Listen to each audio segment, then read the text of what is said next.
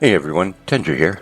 My goal this week was to get as many characters as I could through the Emerald Dream, and by Tuesday morning I did manage to get 29 characters through it. That gives me a lot of new LFR pieces for some of these characters, so I was pretty happy with what I had got out of there. And being our big weekly quest this week is just to do world quests, it should be real easy to get a bunch of new characters through the Emerald Dream.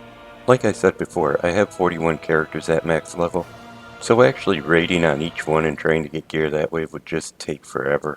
The Emerald Dream really speeds that process up for me.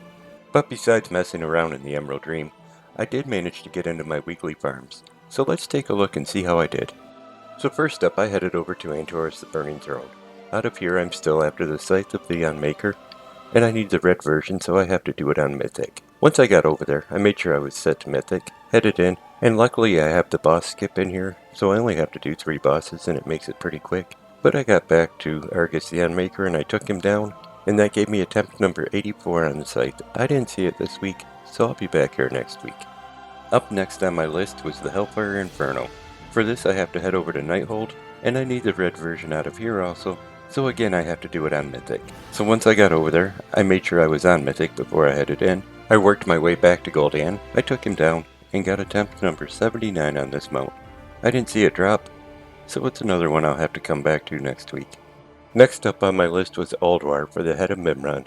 But of course on the way up there I always look for the time lost proto-drake. I haven't seen him yet, but if I keep looking, sooner or later I'll find this guy.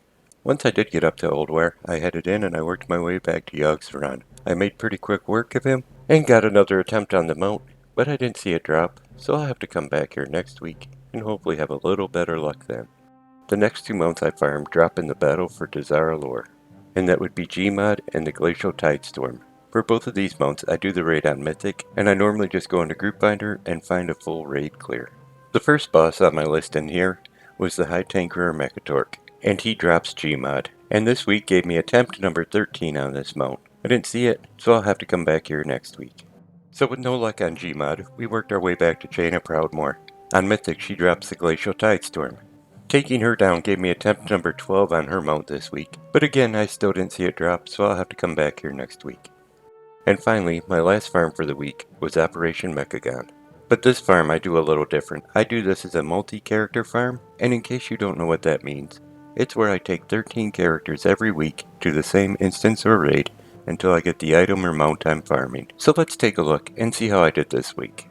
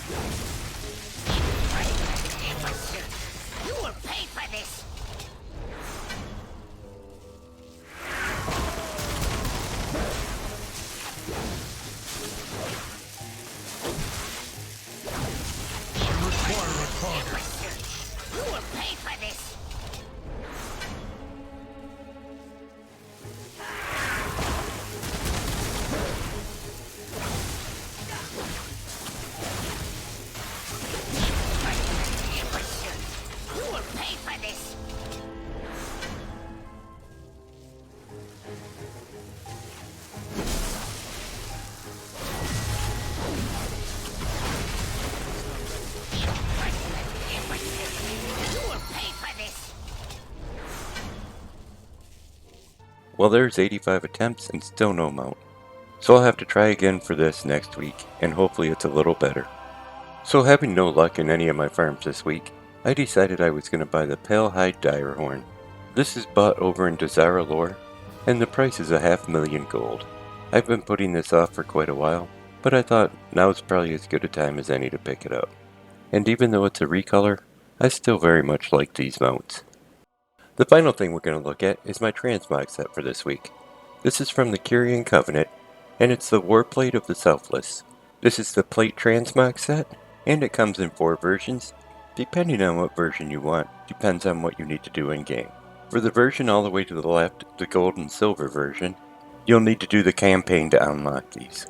For the solid silver version, this is tied to Renowned, so you'll have to run your Renowned up. The bronze and silver set, you will receive this as you go through and do the Path of Ascension. And then the black version, this will be rewarded for doing achievements associated with the Path of Ascension. So if you're new to the game or just haven't had a chance to go after this, it's pretty easy nowadays, and without much time investment you should be able to knock these out fairly quickly. But hey, if you enjoyed the video, give it a thumbs up. You can click on subscribe. Thanks for coming by and watching it. I'm going to send a hi out to my best friend, and you all take care.